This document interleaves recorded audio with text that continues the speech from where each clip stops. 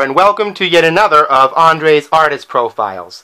Now today, I am going to be profiling an artist that has first come out and come to ascendancy during my lifetime. She arrived when I was 12 years old, and that is Miss Mary J. Blige. She's had a career marked by moments of flamboyant brilliance, vocally, compositionally, and instrumentally, and moments of struggling to stay contemporary that have very iffy results.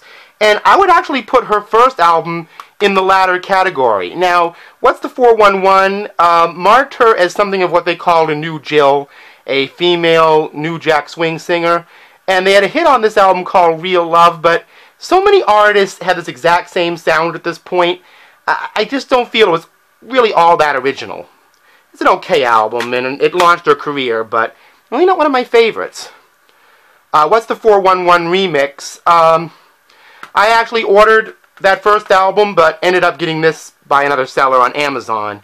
But it's the remix album of her debut, so it's part of her catalog. I have it anyway. This is the album that I think she really found herself on.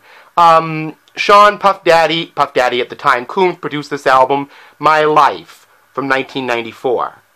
On this album, Mary J. develops this, well, I suppose you might want to call it retro, neo-soul sound that's very much in the vein of early 70s sophistifunk R&B, and she does a cover of Rolls Royce's Going Down on this album that's amazing. And this album really made her, but she had a lot of personal problems after this album, which resulted in her next album, Share My World, which came out in 1997, being several years delayed. This album, like her first, tries very hard to stay contemporary with the time. I like some stuff off it, but again, not a favorite. On this album, she brings in Stevie Wonder in 1999. I just love that cover photographically for Mary, and does a song called All That I Can Say, which has those beautiful sounds that Stevie Wonder created in the early 70s on synthesizer. And she keeps it up throughout the album, referencing Elton John, Michael Jackson, and adding a lot of her own ideas to it. It is the epitome of the hip-hop soul hybrid to me, because it emphasizes the soul and funk part of it. Her next album was No More Drama, one of her better attempts at being contemporary, I feel, and that's why I think this album is pretty strong for her. It came out in 2002. The next album kind of Xeroxes that album's sound. Again, another attempt to remain contemporary. An album called Love and Life came out in 2003. This album, I believe, has a DVD that came with it. There's the DVD. The next album, which came out, was called The Breakthrough. This came out in 2005.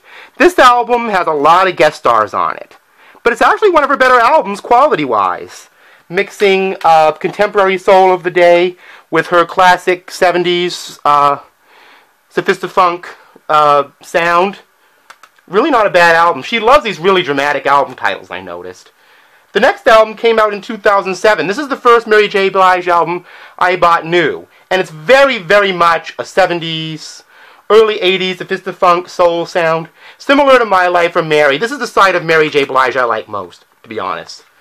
The next album adds a little bit of a modern electronic touch to it with each tier. This came out in, I believe this album came out in 2009, but it still retains that flavor that made her so good. In 2012, I believe, she released the album My Life 2, The Journey Continues.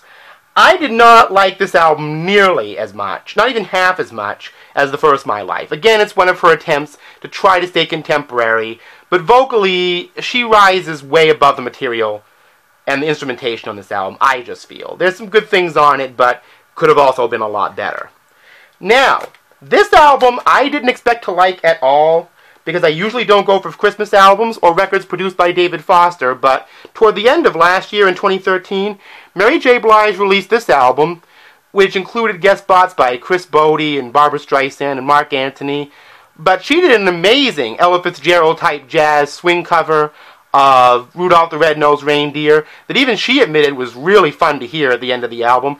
Not only that, but the production on this album, the orchestrations, are really beautiful and elegant, sweet soul, and her version of Donny Hathaway's This Christmas is very true to what he did. It's actually, for a holiday album, a seasonal record, one of Mary J. Blige's very best recordings. So that's what I have for Mary J. Blige. As I've indicated, she really delivers a lot of things for a lot of different people, but sometimes she'll disappoint one or the other. But if Mary J. Blige continues to mix the contemporary sound with her love for 70s and 80s soul and funk, I think she'll be alright. She's very talented, and she's got a good head on her shoulder, having been through so much. Addiction, relationship problems, bad marriages, so forth. And truly I hope for no more drama with Mary J's personal life or her music, because I love what she does. Anyway, happy birthday, Mary J. Blige, and see the rest of you all next time.